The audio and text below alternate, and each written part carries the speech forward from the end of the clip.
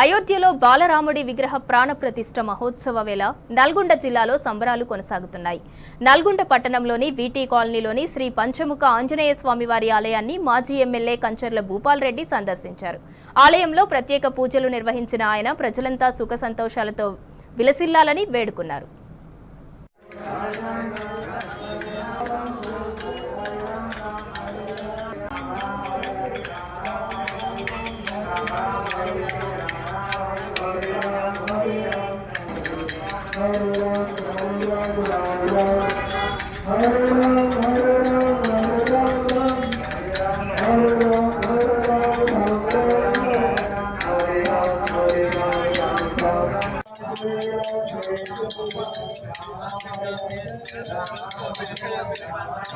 Pues